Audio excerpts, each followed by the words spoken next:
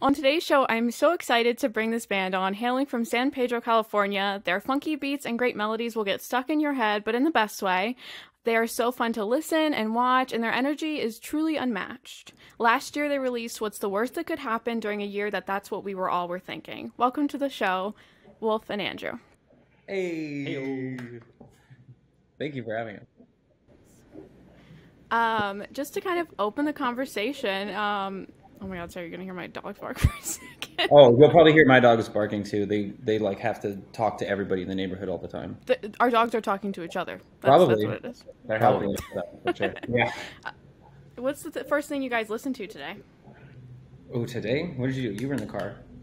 I don't know. I don't know what I listened to today. What? You just looked at your phone. You know what I listened to today? I listened to a podcast. That's the first thing I listened to today. Ooh, what podcast? I listened to Tiger Belly, and that's my favorite Okay. podcast. So. Okay. It had Trisha Paytas on it. It was a really good episode. Oh, nice. She's really out there right now. She's been everywhere. She's crushing it right now. That's what I haven't listened to any music today, which is weird. We've been in the studio for the whole week, so like we've been doing nothing but listening to music. So I want to hear people talk, you know? Yeah. That's fair. We have this cool playlist set up. Yeah. For our the vibes. yes, studio. Our new music vibes. Yeah, studio vibes. And that's a cool Are you allowed to talk about what's on that playlist of the vibes that you're pushing on? Oh yeah, we got some Killers on there. We got some Strokes on there. We got some Kanye on there. We do a lot of different stuff. What else is on there? The Wombats. A little bit of Ooh. A little bit of Blink. Got some Green Day on there because I love Green Day. I think the last thing I listened to was AWOL Nation. AWOL. We got some AWOL on there. What else? Oh, Jimmy Eat World. David Bowie. Some Oasis. Ooh. Kenny Hoopla. The Weeknd. We're just kind of all over the place, just trying to catch vibes. Wow, I hate that I just said that, but it's just the truth. Vibe off of, everything. Everything. We love music. Got some Harry Styles on there. It's good.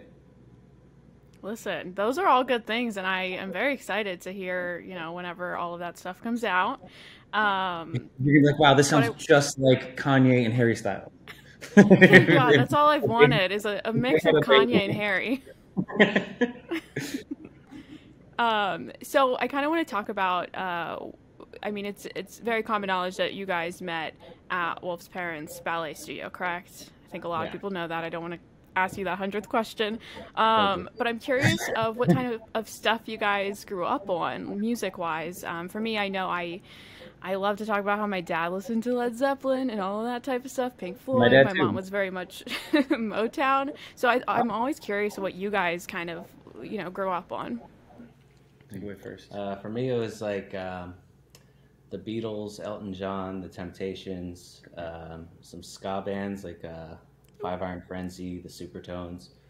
Ooh. And then the pop punk started coming in around elementary school, but like the earliest influences, those were all from my parents.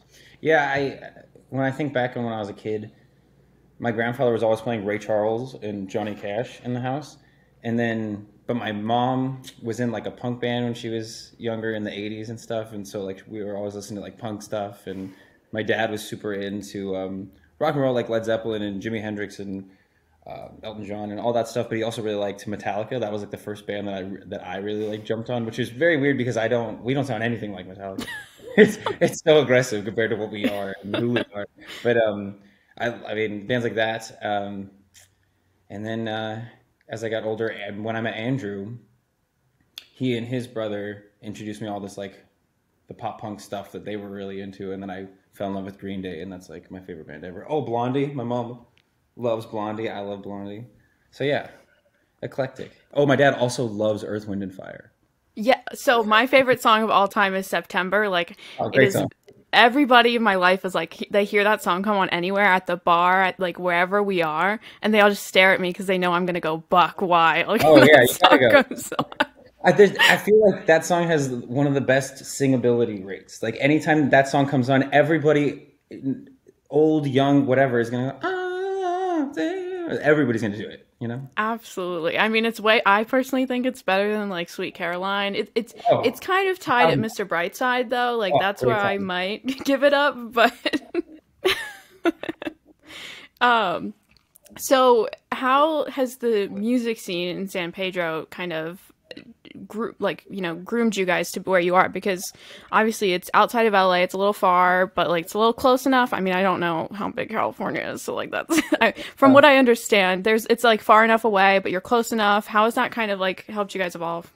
The music scene here is not really. There is a music scene here. We're not super involved in it. We kind of play a different style of music. It's a little bit more like old school punky or some hardcore stuff here. Some reggae. Yeah, we never really fit in any iteration of this band because we started playing together when I was like 14, so like a long time ago. And our band has never really fit into what the scene is here, which is fine. But being in Pedro has made it so we weren't really an LA Hollywood band either. So we kind of like, we stand on our own. I don't know. We kind of had to like figure out what we wanted to sound like just based off of who we are as people rather than what was happening around us. Absolutely. And I think it's really interesting how music scenes kind of change people. I know for me, I grew up in this area, so there's a lot of punk here. There's a lot of hip hop here, so that's what I was listening to. And I went to college in Florida, so that's where I found more of like the alt pop, indie pop kind of stuff. So I think Florida's definitely that. Yeah, and it's really interesting because that's not what I expected when I went down there. I was like, oh, I'm gonna get like lots of hip hop, like stuff like that, and I was like, no, if I turn on the radio, it's like Matt Mason all the time. Really, that's cool. That's interesting. Yeah, when I think of Florida, I do think of like alt pop. I feel a lot of pop punk bands are from Florida too, and then but also I think of Pitbull and yeah, I'm going to Miami. Mr. 305. Yeah. So you most recently released I Miss When You Loved Me, and that was in February 2021, and you had a music video that was very somber, black and white type of stuff, and then, you just cried, it was great. How was that released? And I also want to talk about the release for What's the Worst That Could Happen, because it, with COVID happening, this is not what anybody wanted to release around. So how was that release for you guys for both the album and the single?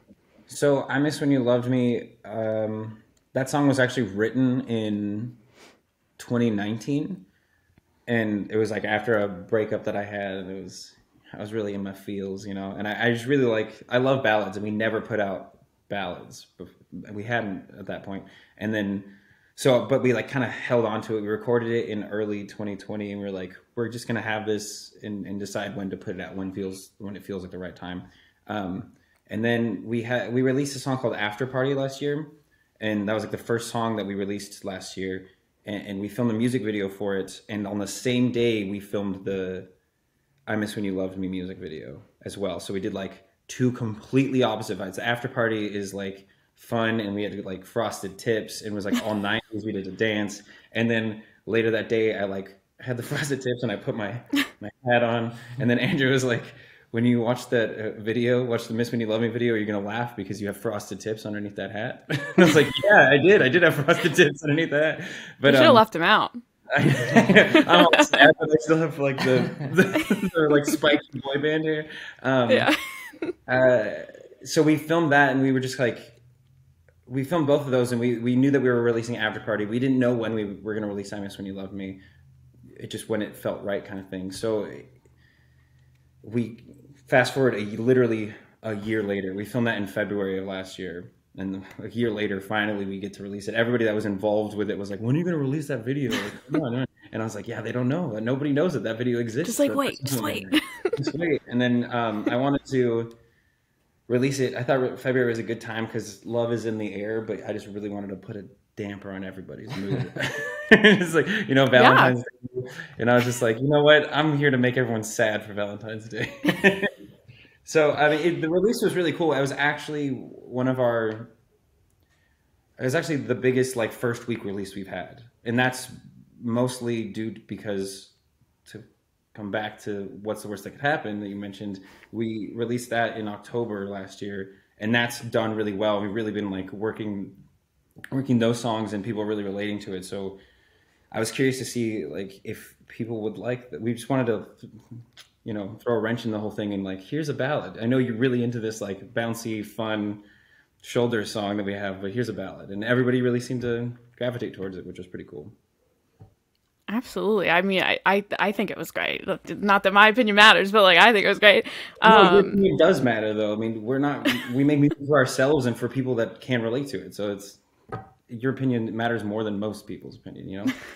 Through all the record label execs. I didn't say that. I'm just kidding. So surprised I work for like the biggest record label. No, I'm kidding. You're like, this interview is over. This is done. You don't respect the label stuff. No. Are you guys fully independent? I know you guys obviously have a manager. That's who I was emailing with. But other than that, you're fully independent? Shout out to E. He's the best. That alone is... Oh, sorry. Go ahead. Yeah, we're independent. For sure.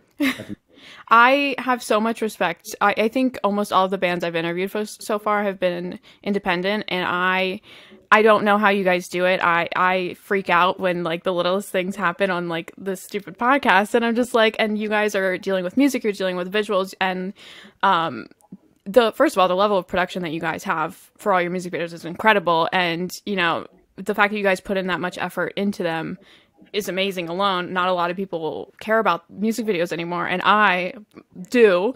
So when I see bands put into that, like that extra step, that extra, cost, it's really incredible. I love music videos, and I think that for us, the whole idea of having a music video is more of like, this is who we are. This is who we are as a band. This is who we are as people. Like the songs, we love our songs or whatever, but like how you get real fans and real connections with an audience is by like them relating to you on a personal level, somewhat of a personal level. So I think that music videos has a lot to do with identity and like what are we trying to put out there. So we think a lot about it, and I feel like part of the reason that our song Shoulders is doing so well is because the music video, we like the concept and the way it was filmed, we had a great team behind us, all this stuff, like people really connect to that visual as well as the song. So that was really important to us. Also, we have a lot of production value that goes in the video, but you'd be surprised by how far you can stretch a small budget. You're balling on a budget, I mean, we don't have that much money to throw into these videos. So we have like a great group of people that are really hardworking and like creative like us to like really make it look much more high value than it is, you know what I mean? Which is even better. I'd much rather be that person than spending $100,000 just to make a CG thing look cool, Just for you to sit with a hat on covering the frosted tips in a black box. Right. But yeah, right, exactly. I watched, I've seen all your music videos. I think the Amelia one is hilarious. The concept of that is just incredible. And I really enjoyed it a lot. I mean, the Shoulders one is good too, but it was just the way that the whole thing was just really funny, and I really enjoyed it. I'm glad we had this idea of, I just wanted to like, I talked to the guy who was directing our video, and I was like, how much would it be, and is it possible to have 3 different versions of Andrew on stage as the band? And he's like, yeah, let's do it. So then we kind of like built it around that. And then Greg, who played the Terry Frack character, and Mariah, who played the Amelia character, knew the directors, and they're actually, Mariah's like a Broadway star, and Greg's a great comedian. They're much it was crazy that we got them to do this video for us, but he came with the beard. That was never planned, and I was like, this is great. This is like, let's just make this eccentric, like Eric Andre show, just like a wild ride.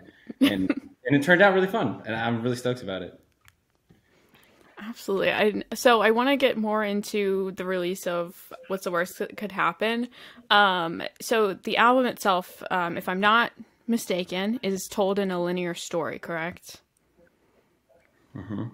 What was your kind of thinking behind that?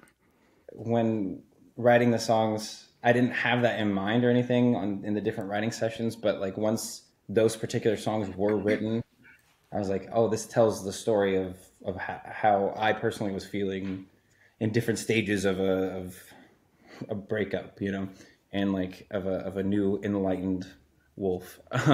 And then so it just made sense. So I'm glad that you caught on to that. That makes me really happy. But it was important for me because I felt like we hadn't, as a band, put out a statement, like a body of work that felt like a statement. We were kind of a singles band before that. We were putting out singles, which I love our singles or whatever. We had an EP before that, but that was kind of just like songs that we thought were good, and we put them together and packaged it, kind of thing. But this one was the first time that we really like dove deep sonically and thematically, I think. So like it was really important for me to put out that statement of like this is a linear story, and I don't think we're going to do that on the next one by any means, but like I'm happy that we did that on this one. Yeah, I mean, so I kind of brought it up a little bit earlier, but I want to bring it up and again in like releasing that during COVID, and typically the album quote unquote release cycle, you put out a thing, you tour it, and then you kind of put it to sleep, and then you start the next project. How has that been for you guys? Was it kind of weird not doing that and not having the ability to do that? Yeah, we miss playing shows. Yeah, we haven't played a show in over a year. The last show we had was in Vegas in February of last year. And then the next day we got back from Vegas, the day afterwards we started recording What's the Worst That Could Happen. And then that took 2 weeks. And then the day after we finished recording it, quarantine started. So it was kind of like all this momentum, and then what do we do now? So like we kind of had to figure it out. And surprisingly, releasing it during the time, like it's been the biggest release that we've had, like as an EP. So it's like, I don't know if that's because of the pandemic, and I don't know, like we just made do. Like it just worked somehow. Yeah, we just made the best of it, because there was a few months there where we were kind of like, let's wait to release it because we don't know what's going to happen. Nobody knew what was going to happen. So then once we kind of figured out, this is just what life is now for a while, we went, well, what can we do to maximize our time? And it kind of allowed us to make Amelia and Shoulders. We did those in the summer of last year with all the COVID protocols and whatever. But I think that part of the reason that we got Mariah and Greg to be in the music video is because nobody had any work. Everyone was kind of free to do whatever they wanted to or could do. And like the crew that we had, like that was part of the reason that we got such a good price on things, and we just made it work. And then releasing it, it's been definitely like we released it at the end of October, and then the last however months ago, that was 5 months ago, things started to catch on in early January, like our song did. And now in the last 3.5 months or so, things have definitely like changed for us online, and like we have a bigger fan base. We have a fan page now. Like it's been pretty crazy. So I don't know what it would be like to have released this EP when we could have done the normal thing. And like part of me, and the pandemic and everything that's happened is awful. And if I could wish that it never happened, I would. But like we've really made it work for us in a way that I'm happy about. I definitely applaud you guys on that. I mean, like I've heard a lot of things of like bands losing momentum because of the loss of touring, and really just figuring out what works for them. I mean, somebody else I talked to really hit TikTok really hard, and then all of a sudden, like, there's like 1 or 2 videos blowing up, and like, everybody's like so different in the way that they've really, like, I don't want to say attacked like this, like, but really like attacked their like kind of like their plan B on this. And it's so interesting, and like you guys are, incredible, and I'm so excited that everything is kind of like working in your favor in the best way, obviously, like, let alone everything else that's going crazy right now. Yeah, I mean, the thing is, we're not great at social media stuff. So like the idea, we have a TikTok, but we rarely post on it, and that's just not our forte, really. I guess I feel like that kind of stuff is a full-time job just in itself. Like that's like our full-time job for us. We just want to make the best songs that we can and put together. Or like we're just much more of like a creative minded thing, and not social media creative mind. I don't know, just me personally. So like it's just however you there's a lot of different paths you can take and different avenues to go. And we just went with ours, Yeah, and so I read this somewhere, and correct me if I'm wrong. On the EP, you guys wrote every song with the same guy, Ben, correct? Ben, Is he coming back for the next one? Mm-hmm. We're literally recording right now. As we're talking to you, we're recording. Great. I'll get a feature on it. Like, I'll start rapping right now. Let me know. We want one.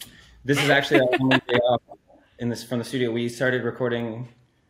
I'm not going to say that it's the next EP or whatever, because who knows what it will be and what it is. I mean, right now it's 5 songs. It's an EP, but there's life happens when you're busy making plans, right? So like we don't know, but we have more songs coming, and we did them all with Ben. We love Ben, and we're recording in a studio in Silver Lake, and today is our day to relax and talk to you, and then we go back tomorrow. And I'm sorry. No. I was really looking forward to this. As you can see, I talk a lot, so this works out really well. Good. I'm glad. Who's your producer on the last one and then this one? Is it the same producer?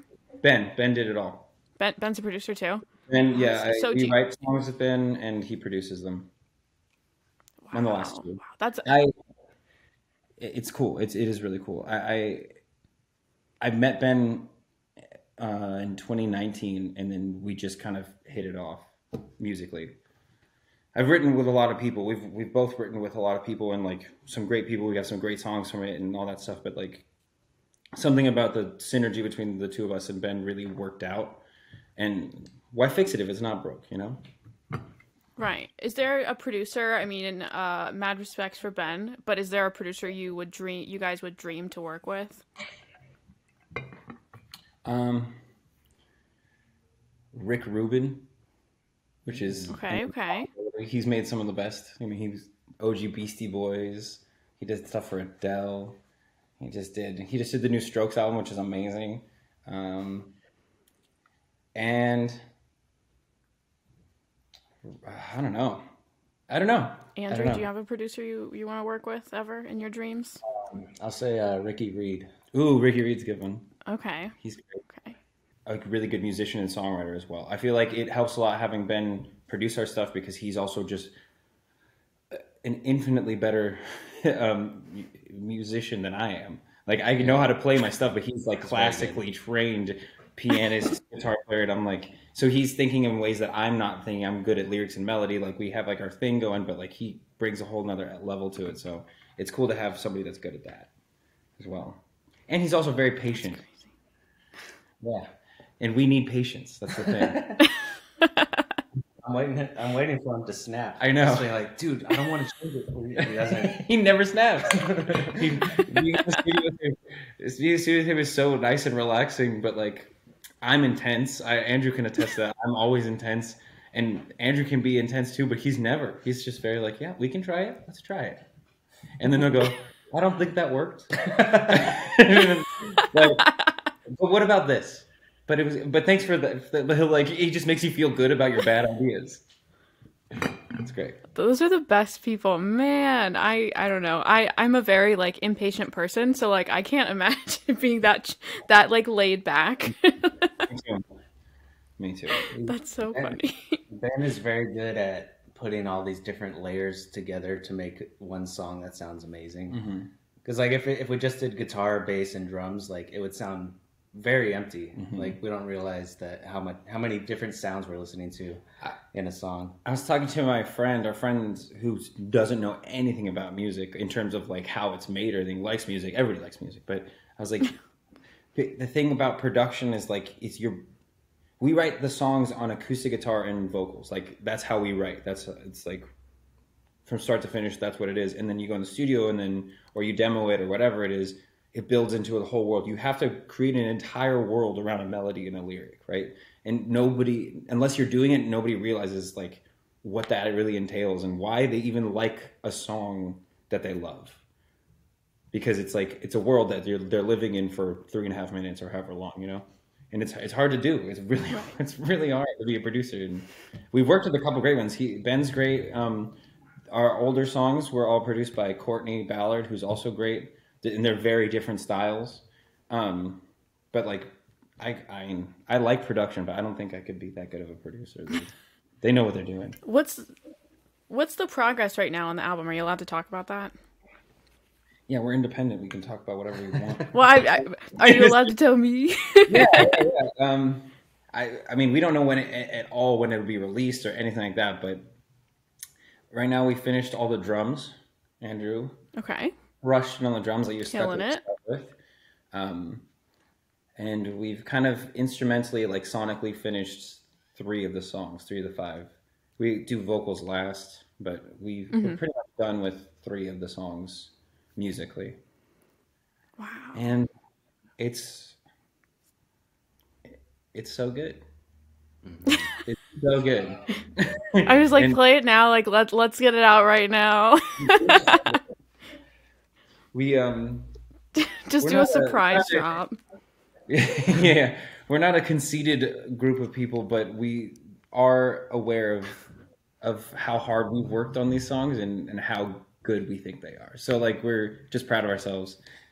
Yeah, and we listened to What's the Worst That Could Happen on the way home the other day, and it holds up. It's like it's the perfect follow-up. Yeah, I feel like we definitely are writing are making the right follow-up to whatever that was. You know, who gave us the right to be this fire? That's all I'm saying. I'm just kidding. Honestly, who let this happen?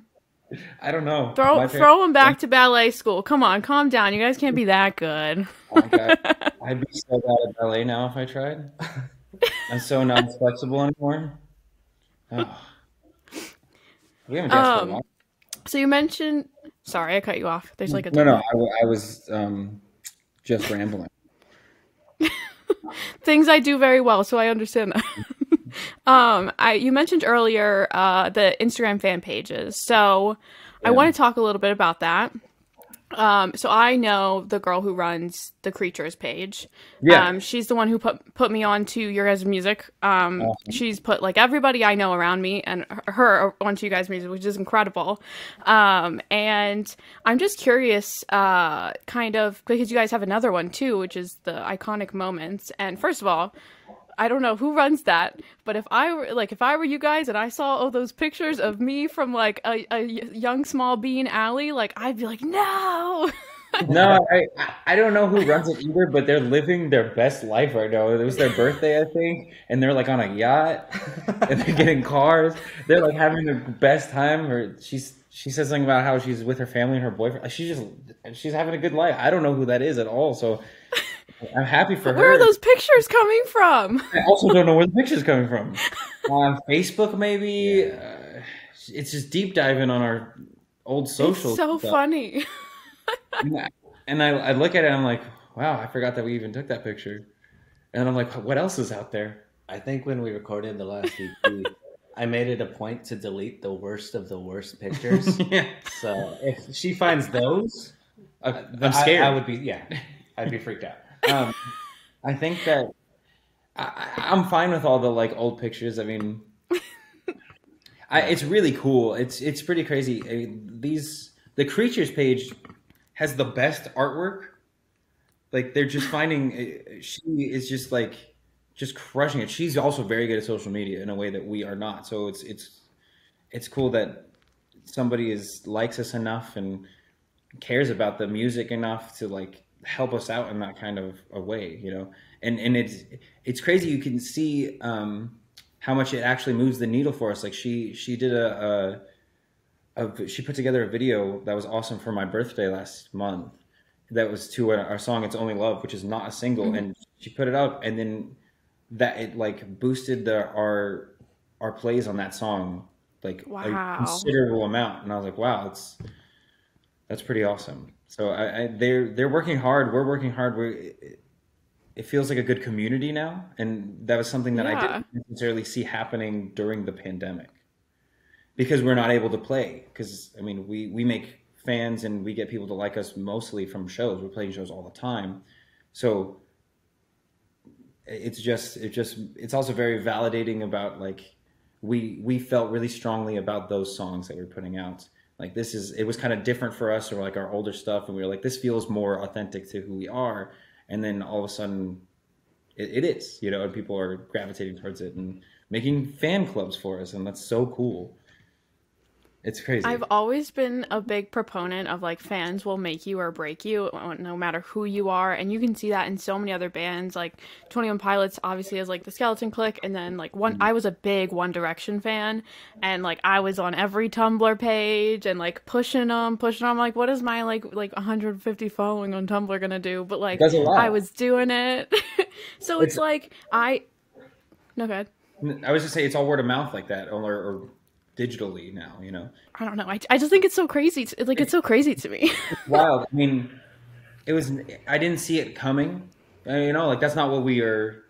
We just wanted people to like the songs. Like it was a little nerve-wracking releasing the EP in the pandemic with this whole new, not a whole new sound, but like it just like it's also the lyrics are very vulnerable on it, and it was just very like authentic, I think, and it's kind of nerve-wracking in an excited way, you know. And then everything that's happened since it started getting its momentum, like this stuff, it is wild to see. My favorite thing, or what I feel like is the best thing about the community that she's really spearheaded, she really started, like, is that they love the songs, but they also feel like they're a part of something. Like we get a lot of comments and like DMs that are like, I'm new to the Creatures community, but like I feel so welcomed, and like that's the coolest part about the whole thing. And then the iconic moments when she's putting up these pictures and people are liking these pictures, and they like kind of work together sometimes, the two pages, and then but they also like us for who we actually are. We're not putting on airs to like get people to think we're cool, because we know that we're not.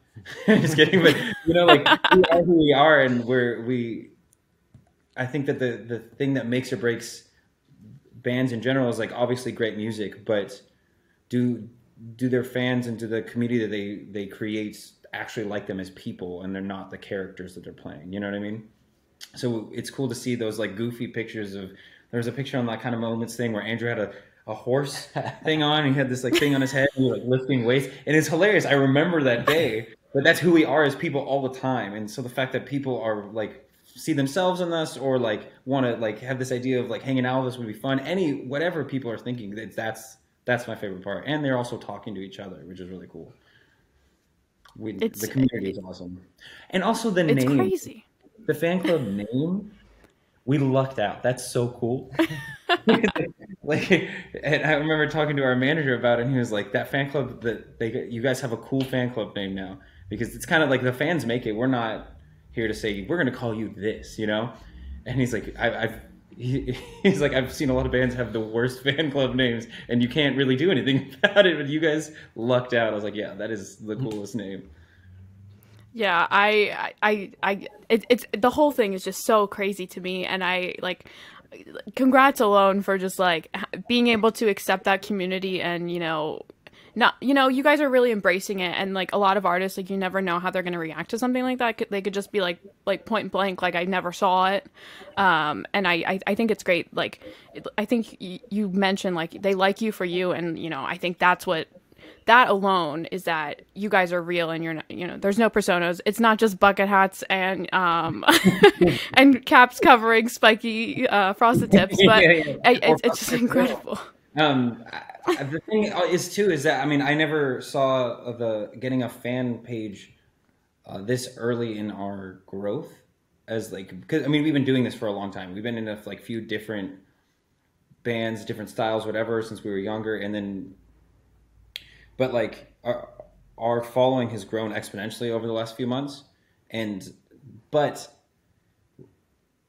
I just never foresaw like a legitimate fan page like this. So or fan club like this. So it's like we're just as excited as they are hearing new music that they love. You know what I mean? This is a great experience for all of us, and it's kind of a new experience for us. So we're really embracing it, because why wouldn't we? That'd be crazy not to. Oh, 100%, yeah. What if we block accounts?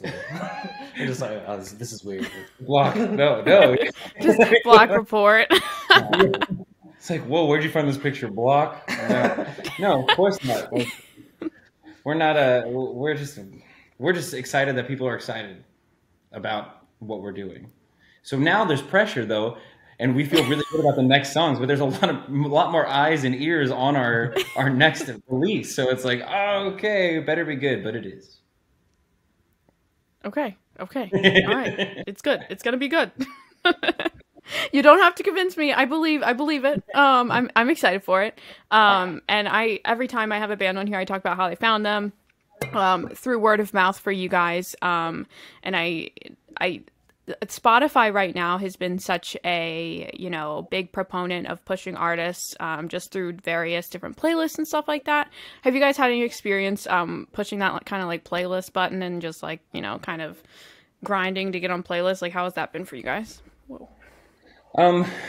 We in the past we've done some playlisting stuff, and our big thing about that is like playlisting kind of, for the most part, in our experience, gets you some numbers, like some listens and streams and stuff, but it's not really, we want to do everything as organically as possible, which is very hard to do in the digital age, right? But like, so for us, it's just what we've really been focusing on is just getting the song out there and like kind of marketing the song. We kind of figured out how to market the video and the song, like, which you can throw money at marketing all day long. If people don't actually like the song, no one's gonna follow through with anything. You know what I mean? So we saw that people were really enjoying, that's a weird word to use, really gravitating toward Shoulders, the song and the video. So we just went, hey, we should just try to get this in front of as many people as possible. And because of that, people are following us on Instagram, following us on Spotify and all this stuff. So our numbers are going up very organically, and there's like engagements, like people are commenting and like saying, I saw this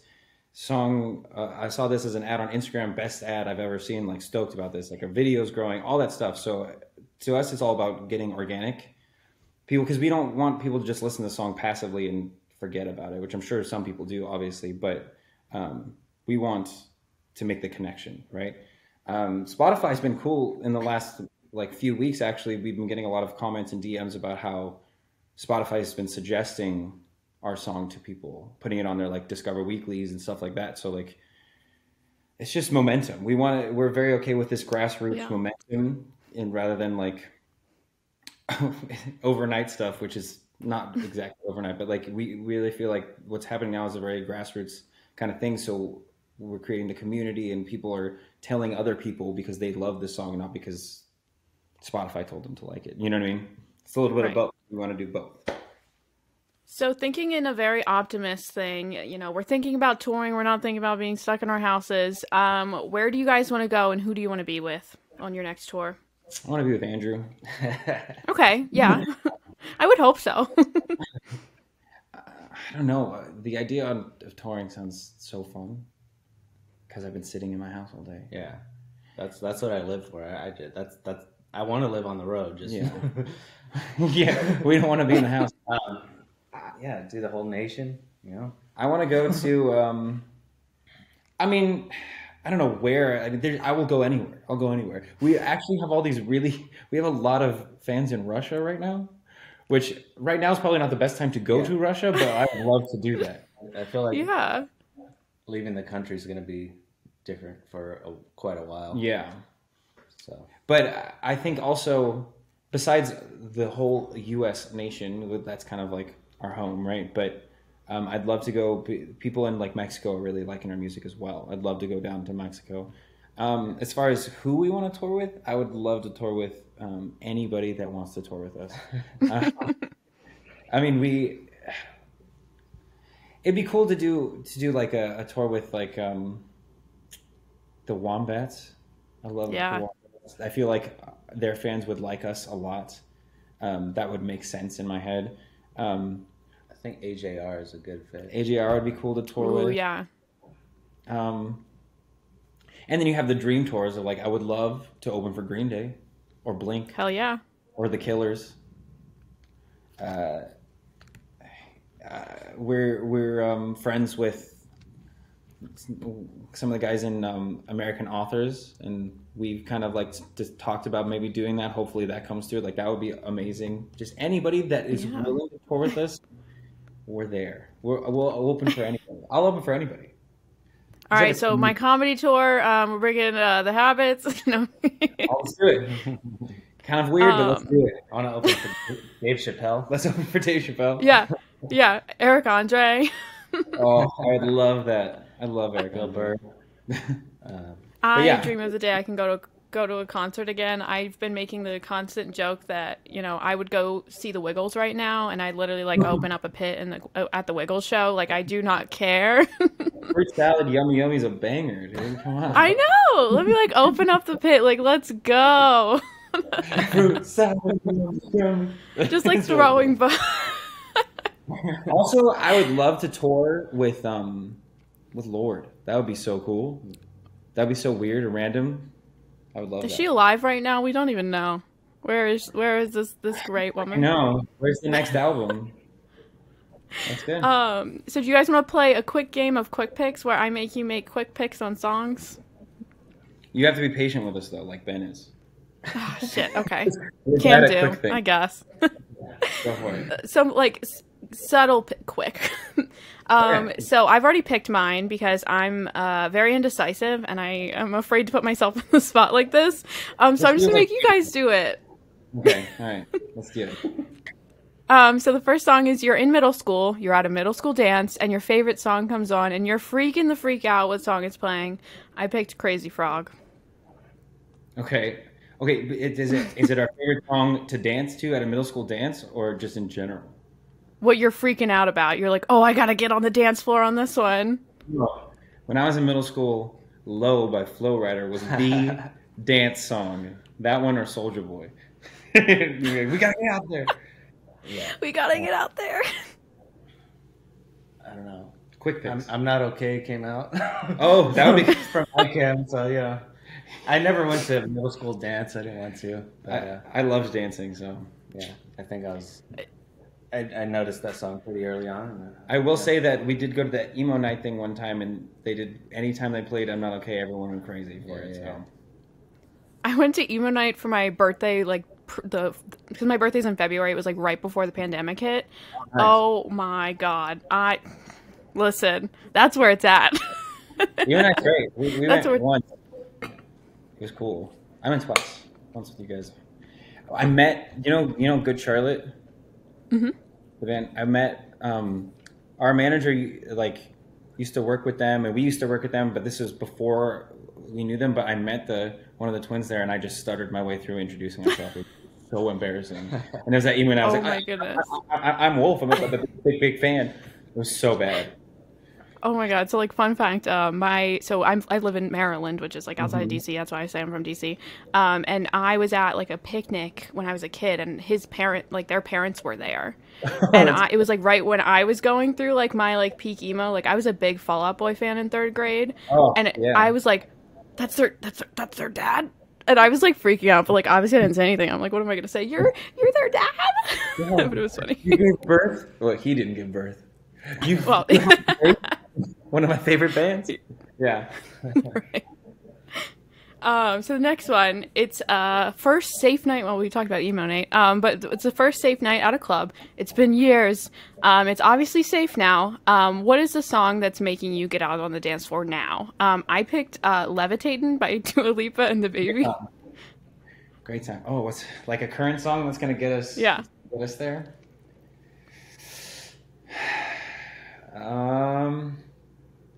You know what song I like? I don't know if it's a dance song though. I really like the new Bruno Mars song. The Silk Sonic one? With the door open. I would dance to that. Maybe like a slow dance.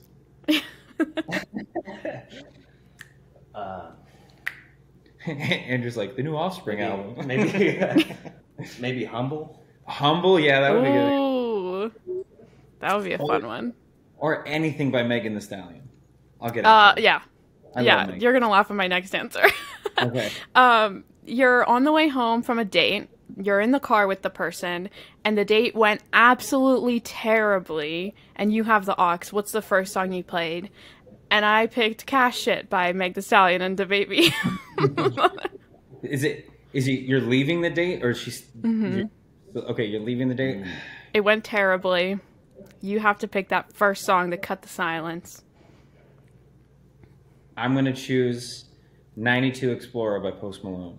Try to pump up the vibes a little bit. Okay.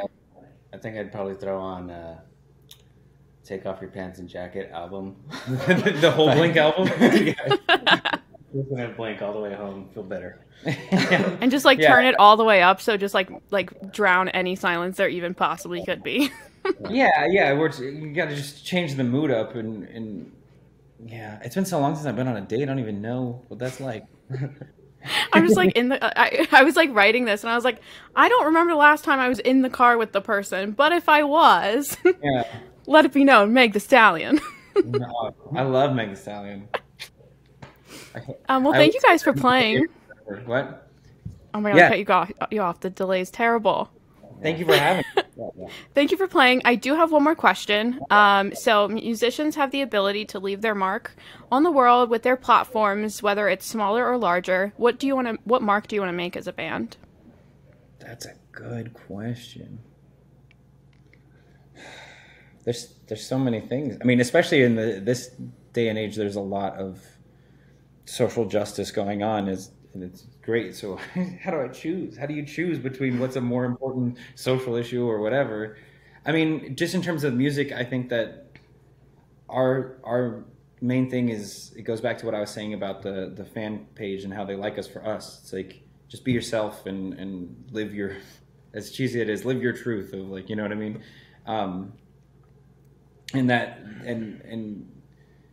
And to feel comfortable in your own skin, because that's something that we struggle with all the time.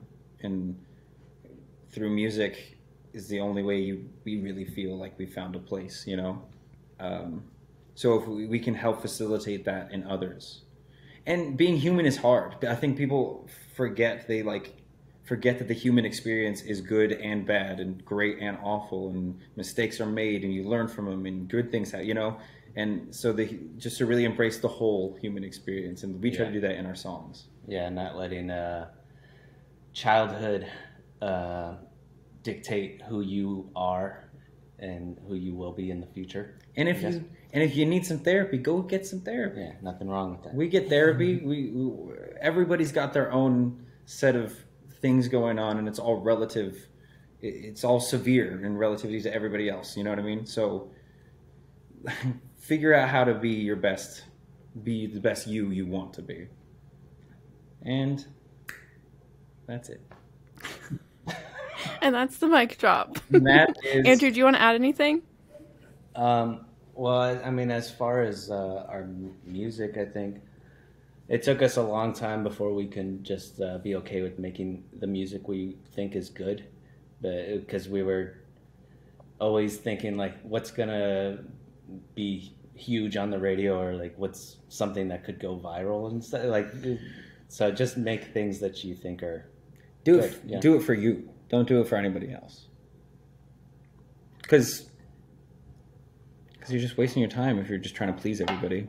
I'm a people pleaser, so I know that I always feel like I need to do more to make sure somebody else is happy. You don't. You need to be happy, and you'll find the right people to be around. Wow, that was a lot of different messages. But you know what? All right. We're complex. They all were good. We're complex people. It's hard to be a human and narrow it down to one thing, you know? Absolutely. Well, thank you guys so much for coming on the show. Wolf, Andrew, The Habits, thank you guys. Yeah, thank you for having us.